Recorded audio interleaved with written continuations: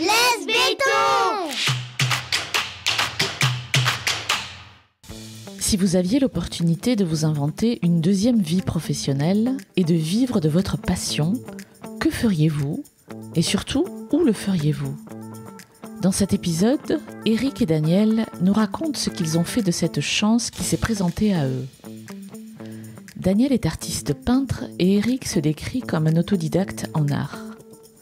Après la vente de l'entreprise d'Eric, le couple collectionneur d'art a choisi de quitter la banlieue proche de Paris et de s'installer en pleine campagne sartoise.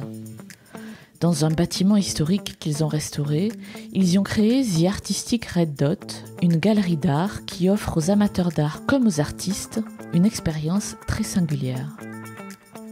À l'unisson, Eric et Daniel nous parlent de l'approche méthodique qu'ils ont adoptée pour dénicher l'endroit idéal, de la Sarthe qu'ils décrivent comme un département fabuleux et incompris, et de la qualité de vie qu'ils y ont découverte. Les conseils qu'ils égrènent au cours de la conversation à l'intention des citadins qui souhaiteraient quitter la ville sont à l'image de ce lieu improbable qu'ils ont créé. Généreux, passionné et engageant. Je suis Amélie Dag, bienvenue dans Laisse béton et bonne écoute.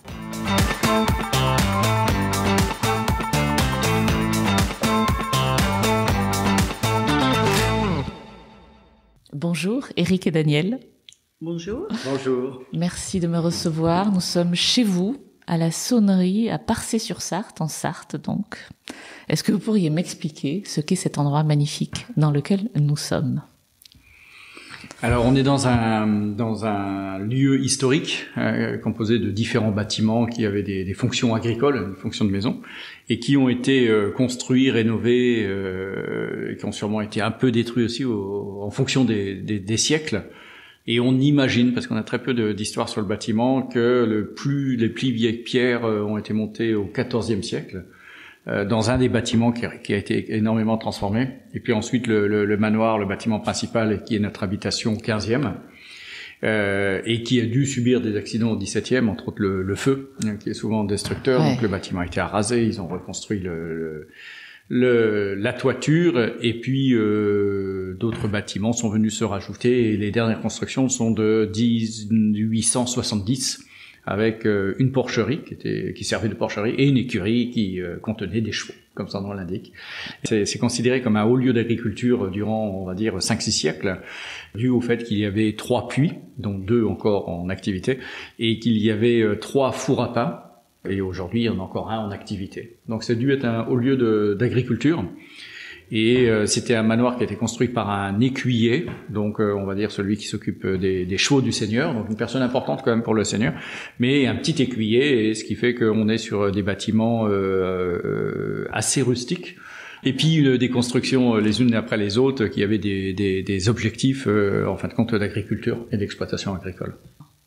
Vous êtes installé ici depuis 2 ans à peu près, je crois, et vous avez mené des travaux gigantesques, si j'ai bien compris. Et vous avez installé ici The Artistic Red Dot. Qu'est-ce qui se cache derrière ce nom ? Alors c'est vrai que derrière ce nom en anglais, en plein milieu de la Sarthe, oui. Mais il faut avouer que les Anglais, pendant la guerre de 100 ans, étaient présents, hein, donc il n'y a pas de raison. Si jamais ils revenaient, voilà, au moins ils seraient pas perdus. Hein, c'est welcome pour les Anglais. Et donc c'est une galerie d'art actuelle avec que des artistes vivants, des artistes exigeants. Et le principe de la galerie, c'est de créer des rendez-vous privés de 2 heures à 4 heures en fonction des personnes qui visitent, et de pouvoir faire vivre une expérience complète déjà par le lieu et par la qualité des artistes et des œuvres que l'on présente, et dans un moment qui est un peu unique parce que chaque visiteur a la galerie pour lui pendant son rendez-vous privé.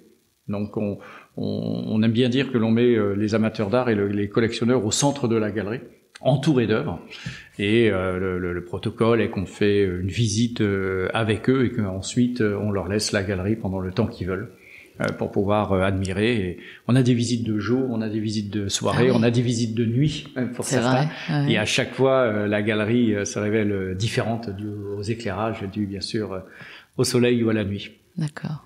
Alors vous n'êtes pas tombé dans ce milieu-là par hasard, parce que Danielle, vous êtes artiste peintre, c'est ça? Tout à fait. Et donc moi j'ai la chance d'avoir un atelier à la campagne maintenant, et qui est vraiment plutôt très bien. Que vous m'avez montré tout à l'heure, qui est effectivement magnifique. Et je vous ai posé une question que je vous repose là. Est-ce que votre travail a été influencé par votre présence ici? Est-ce que le fait d'être entouré de nature a changé quoi que ce soit dans votre œuvre? Alors je pense que c'est en devenir, et qu'effectivement la nature va s'inviter par le biais du paysage, ou par le biais tout simplement d'une couleur, la couleur verte, parce que c'est vrai que c'est quand même la couleur dominante de notre environnement. Donc, je pense que ça va certainement s'inviter dans les prochains mois. Là, ça c'est l'environnement un peu plus lointain, c'est déjà invité, dans ce sens où je travaille à partir de la tapisserie d'Angers, qui était à 40 km, et qui est une tapisserie quand même du XIVe siècle, donc c'est un peu en adéquation avec nos murs les plus vieux. Et voilà, donc c'est une influence un petit peu régionale. Et je crois que déjà la taille de vos toiles a augmenté, du fait d'être dans un atelier gigantesque. Je suis passée de la taille maximale que j'avais du temps où nous étions donc en région parisienne, qui était de 150 sur 150, ce qui était déjà un beau format, à du 2 mètres sur 2 mètres. Alors, mon mari a poussé des hauts cris, bien sûr, parce que c'est compliqué d'emmener, c'est compliqué... la taille de la camionnette. Voilà, mais c'est un format qui correspond bien à ici, quoi. Ouais. Tout est plus grand, donc on voit tout en plus grand, finalement, dans l'espace. Alors, est-ce que vous voulez bien m'expliquer si le fait de vous installer en pleine campagne était un rêve de toujours? Qu'est-ce qui s'est passé là? Comment vous avez décidé de vous installer ici? Alors, je crois pas qu'on s'est levé un matin en se disant ras-le-bol de Paris, la pollution, le périph' ou tout ce que vous voulez. C'est plutôt dû à un changement de vie et au fait que je suis hyperactif. Donc j'ai eu la chance de pouvoir créer une start-up, on va faire très simple, au bout de 12 ans de la revendre en Californie, et donc de pouvoir changer de vie. Et la maison que l'on avait en banlieue parisienne était une maison atelier, c'était un loft où on vivait dans l'atelier de Danielle, à notre grand plaisir. Mais avec le changement de vie de ma part étant hyperactif, si je me retrouvais dans l'atelier de Daniel le lundi, après avoir quitté la société, je pense que ça aurait été compliqué parce qu'un artiste a besoin de son espace, et puis quelqu'un qui passe son temps au téléphone à faire ceci, à faire cela, à faire les 1000 pas, ça n'aurait pas été. Donc il fallait, avant de se retrouver dans cette situation, trouver un terrain de jeu qui occupe un peu le bonhomme. Et pour tout vous dire, bon ça, on va dire c'est le calendrier qui l'a fait. On a eu un peu de chance, mais j'ai quitté ma start-up définitivement le vendredi midi, et le lundi soir on déménageait pour venir dans la Sarthe. Incroyable. Ce qui fait que, en sachant que le week-end on était en Normandie, ce qui fait qu'il n'y a pas eu une minute où l'hyperactif tournait dans l'atelier de sa femme artiste. Et on avait envie d'espace, d'arbres, de vieilles pierres, et puis de réaliser aussi ce projet de galerie. Et donc là, ça pouvait pas se faire à Paris, puisque ce modèle est de créer un lieu unique où les gens viennent pour un moment bien à eux. Alors pour moi, ça a été un petit peu plus compliqué, parce que quand on est à Paris, quand on est artiste, on s'imagine que tout se passe à Paris, et on imagine le restant de la France comme un grand désert en fait. Et déjà, quand on quitte Paris intramuros pour aller en banlieue, c'est déjà tout un travail. Et déjà, on perd des gens qui venaient nous voir régulièrement et tout. Même à Bagnolet. Ah oui, franchement, oui. Pourtant, c'était métro Mairie des Lilas, donc on était quand même... Mais déjà, on sent une espèce d'éloignement. D'accord. Et donc là, venir au fin fond de la Sarthe, je me disais, je perds quand même mon réseau, je perds...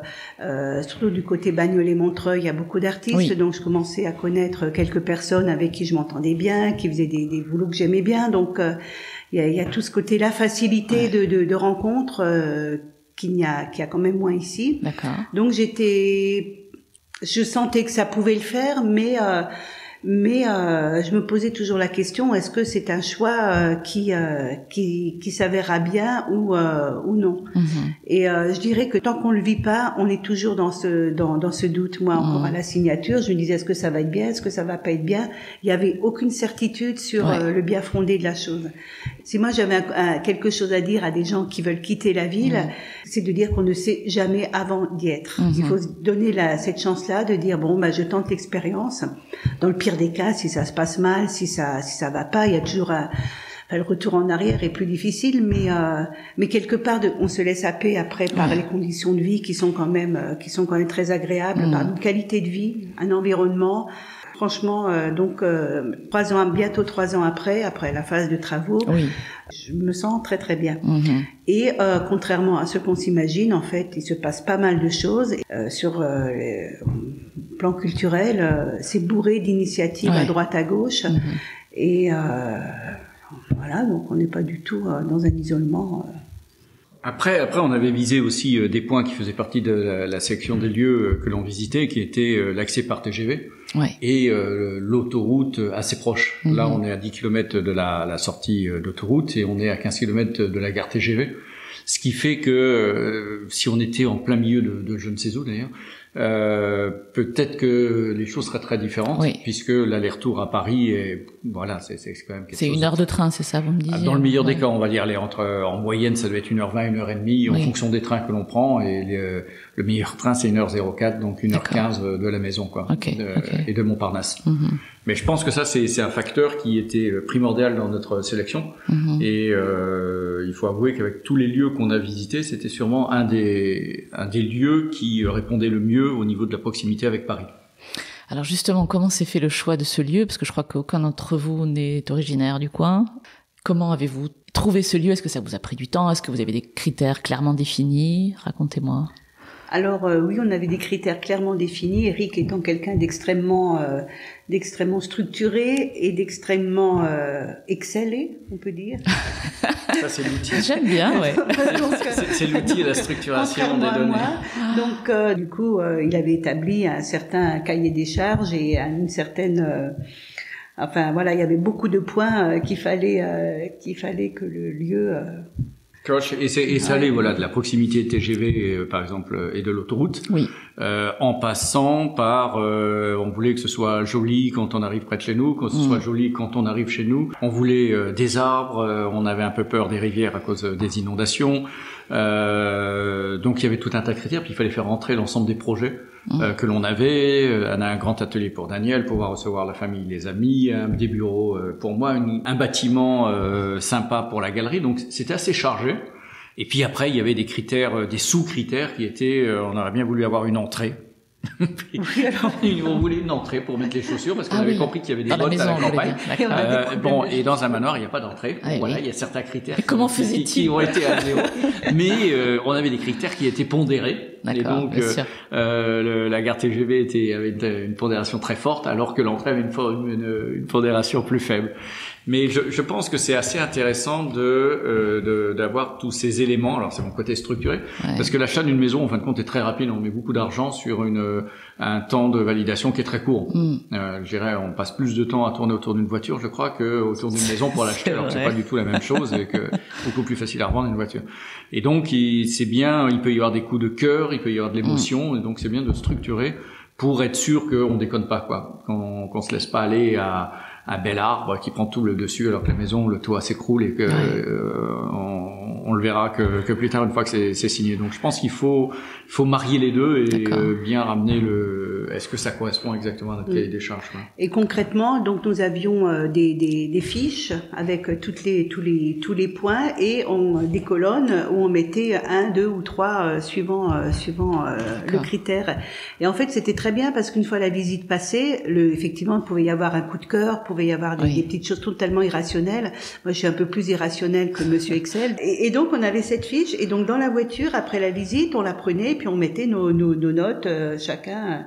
Et parfois, il apparaissait des choses, mais complètement, effectivement, qu'on n'avait pas vu, quoi, donc, c'était un petit jeu, mais qui aidait à la décision, la non-décision.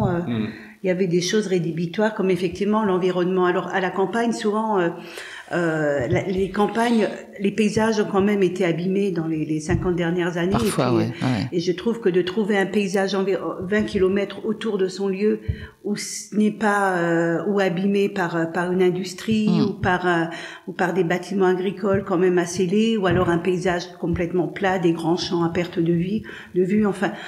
Ça c'est quelque chose, je trouve, de très difficile à valider. Et donc là, ici, on trouve que ça va. Il y a mieux, mais il y a moins bien aussi. Et donc, on est un peu au milieu des champs, mais des champs qui sont pas trop grands. Il y a des petites collines légères, un petit vallonnement.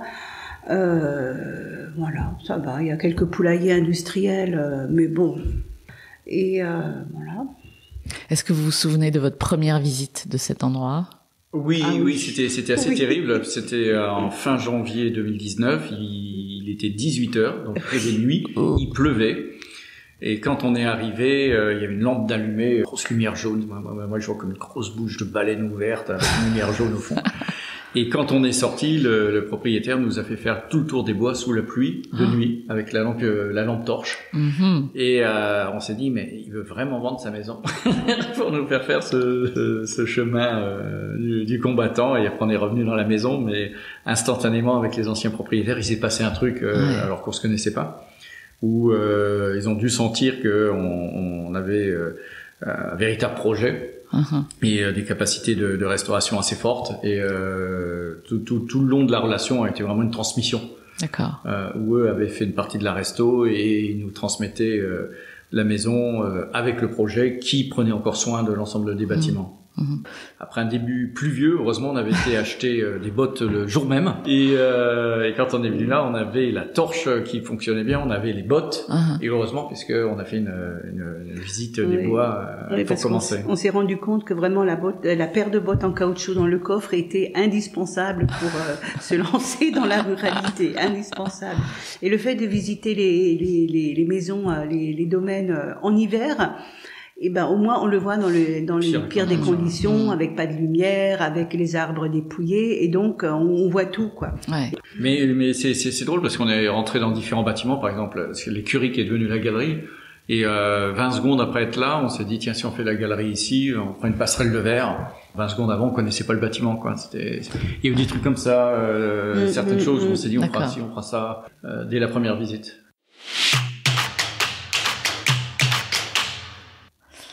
Est-ce que vous vous souvenez de la réaction de votre entourage quand vous avez annoncé votre projet de quitter la région parisienne ? Et en Sarthe.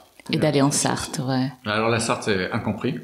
D'accord. La Sarthe est elle-même incomprise. C'est un département qui est fabuleux dans le sens où, avec du recul, j'aurais pas dit ça. Bon, la Sarthe, c'est simple, c'est 24 heures du Mans et la Riette. Bah voilà. Oui. Et en fin de compte, la Sarthe, c'est 800 manoirs, donc 400 qui sont restaurés, on va dire. C'est 400 moulins sur les différentes rivières, Sarthe, l'Erve, etc. Et c'est 400 châteaux. Et c'est quand même. Et on n'est pas encore dans les châteaux de la Loire. Vous avez certains villages où il y a 3-4 châteaux à peine visibles. Ouais. On les repère au cèdre, au mur. Souvent on voit pas le château. Et donc ça en fait un lieu, encore une fois dû à la guerre de 100 ans, des lieux historiques qui ont été plutôt bien maintenus, quoi. Même si c'est 50% des bâtiments qui n'ont pas résisté au siècle, aux incendies, au délabrement, etc. Mais la Sarthe, 24 heures du Mans, Riette, un peu Pulsarte pour les artistes, qui est un salon qui existe depuis 30 ans, mais c'est pas le lieu classique, quoi. Je pense que si on dit Mortagne-au-Perche, tout le monde comprend. Parcé-sur-Sarthe, ça devient compliqué. Donc ça, la Sarthe, c'était quand même très très compliqué. Je crois qu'on n'était pas trop à l'écoute de ce que pouvaient penser les autres, surtout. Et on a trouvé quand même que l'accueil était bienveillant. Ouais. Ce qui est important, parce que c'est vrai que le Parisien qui débarque, ce n'est pas toujours accueilli à bras ouverts, mais on n'a jamais eu en face de nous des personnes fermées, des personnes rejetantes, quoi. Donc je trouve que ça s'est très bien passé. Et on sent que c'est une région qui est coincée en fin de compte entre la Normandie, qui a une connotation, on va dire, forte et historique, la Bretagne, une connotation forte, et puis les Pays de Loire. Avec la Loire, l'Anjou, les châteaux et tout. Et puis au milieu, il y a un truc qui s'appelle la Sarthe et la Mayenne. Oui. Bon, voilà, les deux n'ont pas du tout, sont plutôt des panneaux sur l'autoroute qu'autre chose, quoi. Le Mans, Sablé, Laval, Vitré. Et je pense que ça fait que les gens sont plutôt sympas, parce qu'il n'y a pas une connotation forte ou une fierté forte. Et malgré ça, on est sur des campagnes qui sont plutôt propres. Donc je trouve que c'est une région assez fière d'elle-même, même si elle n'a pas une notoriété, comme on l'a dit, quoi. Et on est déjà sur au niveau paysage, justement au niveau paysage et bâtiment, on est sur des enduits un petit peu chauds, comme en Anjou, quoi. Donc on a ces enduits un peu rosés, un peu orangés, qui rendent les vieux bâtiments avec très très très beaux, très très chaleureux en fait. Oui, d'accord. Est-ce qu'il y a des choses qui vous ont surpris depuis votre arrivée? Je sais pas, des idées que vous faisiez de la vie ici qui ont été chamboulé à la pratique. Ah ouais, moi aussi, mais on va dire la même chose. Alors, moi, il y a deux trucs. Je pensais que Paris était beaucoup plus facile à vivre au quotidien parce qu'on prenait jamais sa voiture. Et pour aller chez le coiffeur, je pensais que c'était vachement plus facile de marcher et de prendre le métro. Et j'avais vraiment peur du fait d'être obligé de prendre une voiture pour aller au supermarché, pour aller chez le coiffeur, pour aller etc. Où que ce soit. Et globalement, malgré qu'on prenne plus la voiture, c'est clair, on habite au milieu des bois, donc c'est clair. Mais vu qu'il y a de la place partout, en fin de compte, tout est simple. Et là, vraiment, je partais sur un truc qui me semblait être compliqué et qui s'avère être encore plus simple que dans Paris. Ouais. J'ai du mal à tout expliquer, mais il n'y a pas de souci. On va quelque part, il n'y a pas de souci. On sait que on va pas se poser de questions, on va pas se prendre la tête. Tout est simple. Et le deuxième truc... Attends, alors le deuxième truc, c'est peut-être moi, parce que c'est sur le côté bavard des gens, c'est ça? Parce que tous les deux... Non. C'est-à-dire qu'en fait, on s'aperçoit que les gens aiment bien se parler entre eux.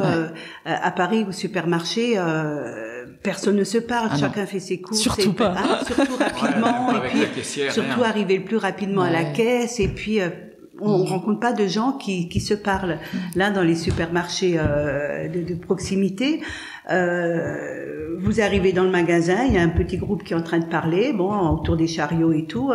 Le temps de faire toutes les courses, on repasse devant, ils sont encore en train de parler. Il y a une espèce de facilité de contact et prendre le temps de se parler quand on se connaît, de se dire bonjour dans le supermarché, de commencer la conversation et tout. C'est ce qu'on il y a un côté chaleureux pas. Et maintenant qu'on commence à connaître plus de personnes dû aux travaux qu'on a fait avec les artisans et autres, et puis maintenant avec la galerie où on rencontre énormément de personnes, c'est vrai qu'il est difficile de dans une rue de plus pas rencontrer quelqu'un, et c'est vrai que quand on rencontre quelqu'un, on fait pas coucou comme ça, on s'arrête, on discute, un truc qui n'existe pas à Paris, quoi. Même dans le métro, on discute pas avec la caissière du supermarché, on discute jamais, alors qu'ici, il y a un temps long pour la discussion. Quitte à parler, il faut être super. Quand on vit dans des lieux comme ça, il faut connaître la pluie par cœur. Il faut un pluviomètre. Il faut pouvoir dire 12 mm, 18 mm, 17 mm. Par exemple, moi, j'ai acheté un pluviomètre pour pouvoir discuter avec tout le monde. D'accord. Et je peux dire avant d'aller au supermarché. La dernière pluie était on était à 14 mm. Donc, conseil numéro 2, après les bottes dans le coffre de la voiture. Le plus simple possible. Ça ne sert à rien d'en avoir un connecté. Ça ne sert à rien. C'est ça. Parce que ça capte peut-être pas partout non plus. Je sais pas si vous êtes soumis à ça. Il faut faire très simple. Et par contre, la grande différence avec Paris, et ça c'est le côté plus négatif, mais il y en a qu'un seul, donc il faut le citer, comme ça c'est fait. C'est le fait que vous à Paris, votre voisin vous connaît pas, vous êtes incognito. Il y a un côté un peu sympathique, il y a plein de monde, mais on est tous incognito.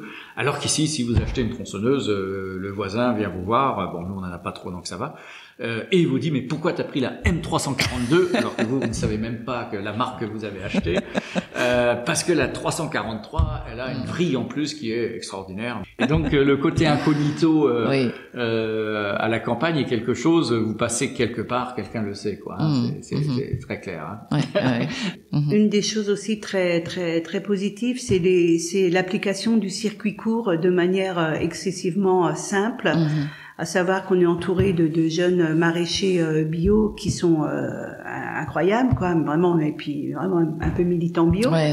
Et donc tous les légumes que l'on consomme sont cultivés à Parcé, donc à 4 km. À 4 km d'ici, on ne se pose pas la question est-ce qu'il vient d'Espagne, et ça change vraiment la manière de consommer. Et moi je trouve ça vraiment, ça me fait vraiment plaisir, ça. C'est quelque chose qui a pris de la valeur ici.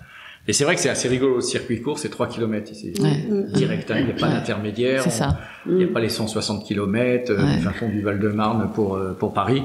Ici, on va à Parcé, on achète le pain et Evelyne est à côté, quoi. La salade a encore son lait. Ah oui. Ça, c'est pas mal. On le met directement dans le panier, il n'y a pas de sac. Enfin, c'est assez incroyable d'avoir tous ces jeunes, et je trouve que c'est important de les soutenir complètement. Puis, voilà, il y a l'époque des radis, puis après, il n'y a plus de radis. Il y a l'époque des trucs, et après, il n'y en a plus. Alors, c'est vrai que ils en ont pas, mais oui. Donc ça, c'est chouette. Alors, parlez-moi de la galerie. Est-ce qu'elle est ouverte tout le temps? Comment ça se passe? Est-ce qu'on peut sonner chez vous et venir voir ce qui est exposé? Racontez-moi. Alors non, mais il y a plein de moyens entre Messenger, Facebook, le mail, le téléphone, le SMS. Et donc le principe, c'est vraiment de faire de la visite de l'exposition un moment important pour l'amateur d'art ou le collectionneur. C'est-à-dire qu'on vient pas au supermarché. Alors pour plusieurs raisons, parce que on a des artistes de talent, donc c'est peut-être pas toujours très facile pour certaines personnes. Et puis la deuxième chose, c'est que il faut que la personne qui vient faire une visite se donne du temps. Le principe, c'est vraiment que de la même façon que quand vous allez au cinéma, c'est marqué dans votre agenda, vous vous préparez, ceci, cela. Et là, c'est pareil, vous dites, je me donne du temps, je prends 2 heures entre parenthèses dans mon agenda pour venir à la galerie. Donc les gens prennent rendez-vous et chaque visiteur ou petit groupe, qu'on limite à 8 maximum de visiteurs, ne croiseront personne pendant la durée de la visite. Et donc la galerie, le montant, parce que je passe du temps aussi avec les personnes qui viennent visiter, c'est un moment unique et une expérience unique. Et comme on aime écrire dans les mails, si vous venez le matin à 9h, il y aura le café, et puis à partir de 11h30 midi, il y a un petit peu une bouteille de vin bio que l'on ouvre le soir. Hier soir, on a eu quelqu'un qui est arrivé de Paris à 20h et la visite a démarré à 22h ou 22h30 de nuit, où voilà, c'est une autre expérience. Et la personne est repartie au train de 9h ce matin. Donc on a des petites choses de ce type-là, où ce qui est important, c'est que l'amateur d'art et le collectionneur vit une expérience unique qui est très différente de ce qu'on peut vivre à Paris, où on rentre dans une boutique, on sort entre 2 rendez-vous. Et globalement, on commence peut-être en regardant, en disant « Ouh là là, il faut pas... Attention, on est presque en retard pour le prochain rendez-vous, etc. » Donc, ce concept-là n'aurait pas été envisageable à Paris ou dans une grande ville pour vous? Alors, il y a 2 choses. C'est qu'à Paris, il y a déjà tout le monde. Donc, il aurait fallu se faire une place chez des gens qui ont déjà une place depuis des dizaines d'années. Donc, on n'aurait pas été très, très moderne. Venant du monde de la start-up, il faut être un peu destructif. Et la manière de dire à un collectionneur, tu vas te faire plaisir à perdre du temps et donc à gagner du temps parce que tu vas t'aimer et tu vas bloquer du temps dans ton agenda pour venir, était une manière de vivre l'art et de vivre les artistes et les œuvres différemment. Donc il y avait vraiment une volonté de se dire, celui qui vient prend du temps, prend le train, prend la voiture pour consacrer son temps à lui, à découvrir des artistes. Donc on vient pas par hasard, c'est ça? On ne vient pas par hasard. On peut être amené par des amis. On a pas mal de gens qui sont venus sans trop savoir. Il y a des gens qui créent des petits groupes, 8 maximum, et sans en dire trop, en disant si vous me faites confiance, ça devrait bien se passer. La visite surprise. Et on sent des fois qu'il y a des gens qui arrivent en se disant qu'est-ce que je fais là? Parce qu'il y a à côté les bâtiments, le terrain, voilà, fait que ça se passe bien. Et puis à un moment, on les sent s'ouvrir complètement et eux-mêmes deviennent les ambassadeurs de la galerie. Donc on vise l'expérience dans un contexte sympathique où une grille s'ouvre, elle se referme derrière et pendant 2 heures il y a une visite. Et vous vous adressez plutôt à des collectionneurs avisés ou des débutants, novices, curieux Alors ce qui est étonnant, alors on va dire des gens qui sont amateurs d'art, parce qu'on peut pas, sinon ils ne viendraient pas, globalement, vu qu'il faut prendre rendez-vous, il y a un acte volontaire. Et cet acte volontaire déjà prouve d'une volonté de s'entourer d'art pendant 2 heures. Et on a des collectionneurs qui viennent, qui sont des vrais collectionneurs. Quand ils viennent de Paris, c'est pas pour rigoler, c'est pour acheter. Un collectionneur, c'est un peu comme un chasseur, il revient pas bredouille. Et s'il prend le train, encore moins. En plus, il y a un engagement, personnel beaucoup plus fort. Et puis à notre surprise, on va dire, c'est vraiment de l'analytics. Plus de 50% des gens qui achètent n'ont jamais acheté une seule œuvre d'art de leur vie et se permettent de le faire en venant ici. Donc c'est le lieu, c'est sûrement l'ambiance, l'expérience qui fait que ils se lâchent. Alors et vous avez des fois des œuvres, une petite gravure à 300 € et des fois des œuvres plus conséquente, beaucoup plus conséquente. On se rend compte, c'est pas le montant qui fait, mais c'est plutôt le fait que en venant ici, ils s'autorisent, ce qui s'était peut-être jamais autorisé, parce qu'ils pensaient qu'ils n'avaient pas la culture pour, qu'ils n'avaient pas ceci, qu'ils n'avaient pas cela. Nous, on leur explique, voilà, on est collectionneurs, mais moi, je suis autodidacte un peu dans tout, donc je suis collectionneur autodidacte et qu'il faut regarder les œuvres avec son ventre et pas avec son cerveau. Et notre métier, c'est entre autres de présenter des œuvres qui soient d'artistes exigeants, donc des œuvres exigeantes, ce qui fait que quel que soit l'artiste et l'œuvre qu'ils choisissent, ils feront pas d'erreur quoi qu'il arrive, puisque notre métier, c'est de sélectionner des artistes connus et exigeants, et quelques poulains qui viennent se rajouter, mais qui ont ce niveau d'exigence aussi. Et vous essayez de mélanger vos deux regards. Vous avez, j'imagine, des avis qui sont sûrement divergents, ou non, peut-être pas, sur les œuvres, sur les artistes que vous présentez. On n'a pas eu de divergence. Ça fait quand même 14 ans qu'on se connaît, et donc ça fait 14 ans qu'Éric m'accompagne dans tous les salons, dans toutes les expos auxquelles je participe. Et donc ça fait que le réseau est assez large, le spectre d'artistes que nous connaissons est quand même assez large. Et c'est vrai qu'à chaque fois qu'on a acheté une œuvre, on est d'accord tous les deux. Vraiment, je pense qu'on a quand même. Et puis on a notre process de sélection, c'est-à-dire qu'on si on voit une œuvre qui nous plaît, on va y réfléchir, on va les manger, on va les discuter, rituel, vous savez, faire une contre-visite. D'accord. Vous allez la voir fin janvier sous la pluie, tout ça. Voilà, la torche, un petit peu pour voir si ça fait encore waouh, quoi. C'est vrai que la première grosse pièce, on va dire, qu'on a achetée, c'était à Cherbourg, à Passage à l'Art. Et donc c'est une sculpture un peu art brut comme ça, assez prenante. Et on fait le tour et puis vraiment elle nous interpelle.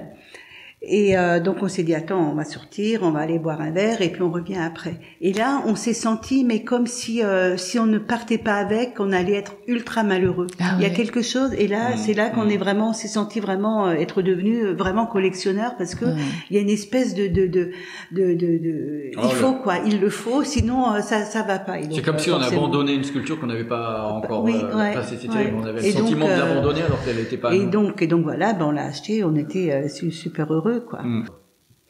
Et parmi les collectionneurs qui sont venus ici, que vous ont-ils dit de plus touchant, qui vous a le plus ému, surpris, réconforté, encouragé?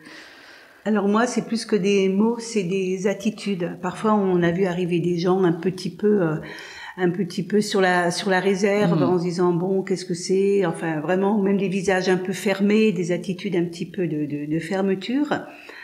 Et donc Éric les emmène faire la visite et quand ils ressortent, ils ont changé d'attitude et ils se sont ouverts et je trouve ça vraiment voilà, moi c'est plutôt sur un changement de posture en fait. Quoi, il y a des phrases, des mots qui sont quand même assez incroyables. Je me souviens une femme qui est quand même collectionneuse et qui avait dit on est venu à votre vernissage, on a l'impression d'être parti en vacances. Il dit, dès qu'on prend votre petit chemin, déjà, on comprend pas. On arrive dans le lieu, l'accueil, les œuvres. Il dit, pourtant, on a passé que 4 heures. Là, c'était le vernissage.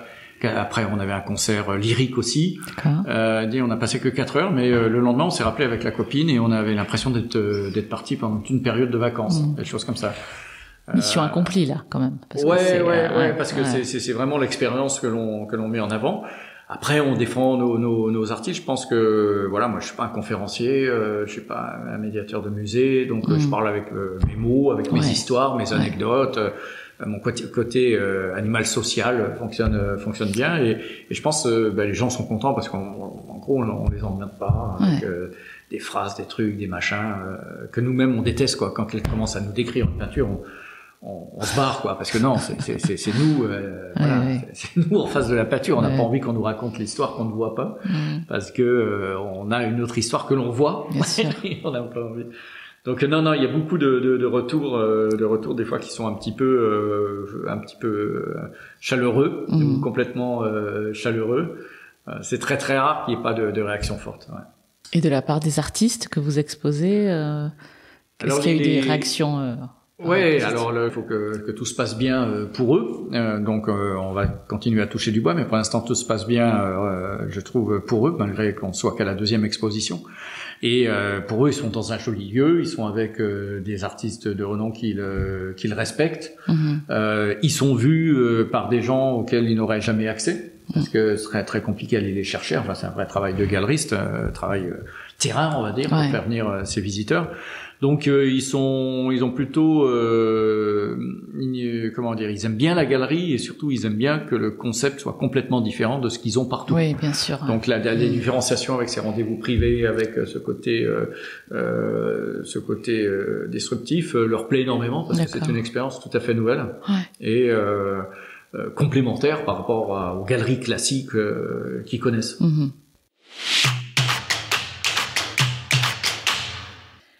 Vous avez évoqué votre hyperactivité, j'ai envie de vous demander en quoi vivre ici à la campagne vous permet de, je sais pas quel est le bon mot, d'évacuer cette hyperactivité, de vivre avec, de vivre mieux avec ou de la canaliser si c'est l'intention d'ailleurs.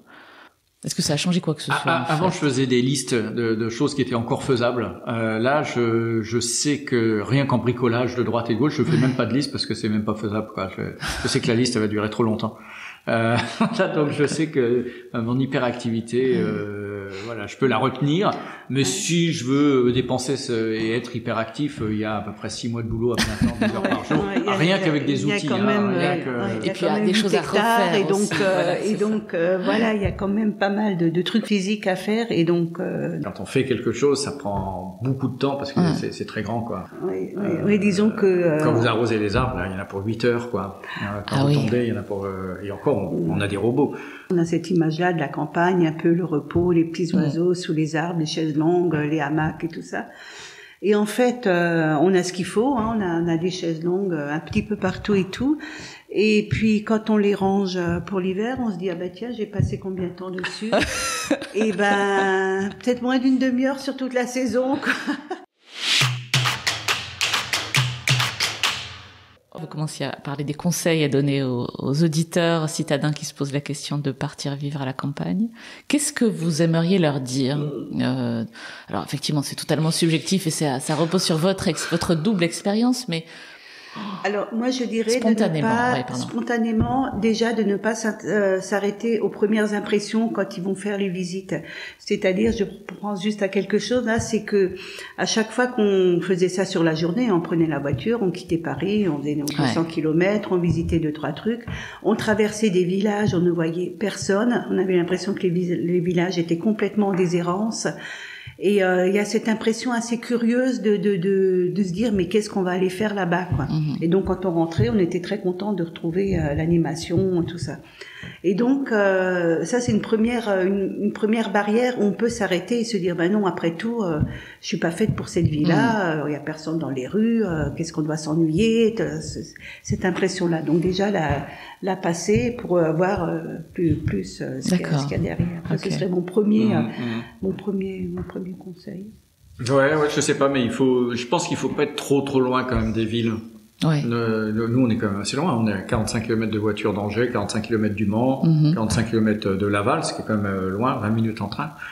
Voilà, il faut que, si tu as envie de voir du monde, voilà, en 30 minutes, 40 minutes, tu puisses voir du monde. Et peut-être avoir quand même un projet de vie qui soit ouvert sur la région, sur l'extérieur.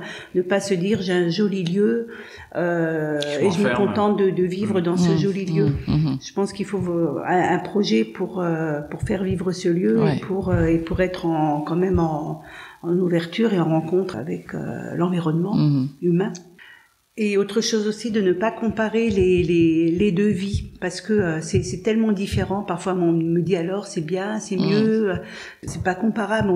C'est des mondes, mais complètement différents. Donc, on ne peut pas dire c'est mieux, c'est moins bien. C'est tout à fait différent.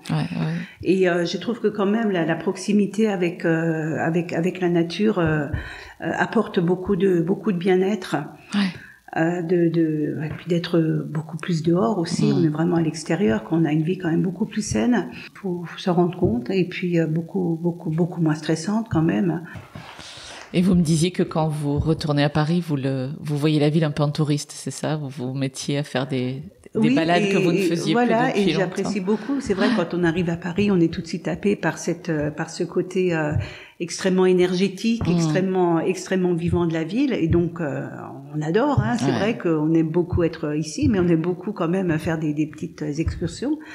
Et oui, je redécouvre Paris parce que d'abord, si on y va sur plusieurs jours, on descend à l'hôtel dans des quartiers où je n'ai jamais habité, c'est-à-dire autour de Montparnasse, dans le 6e, dans le 5e. Moi, j'ai toujours habité rive droite. Donc voilà, on découvre la vie d'autres quartiers. Et du coup, le fait qu'on soit à l'hôtel, on se balade toute la journée, on sort le soir, et je me fais des balades que je ne faisais pas et que je n'aurais pas fait si j'étais à Paris. Plus, alors, on remplit avec pas mal d'expos. Donc, c'est ce que l'on fait en 6 mois en 6 mois quand on habite Paris, on le fait en 3 jours. Donc, c'est un peu dense, mais c'est un vrai plaisir aussi. D'accord. C'est marrant comme ça change le regard sur plein de choses, en fait, de se décentrer quelque part. Oui.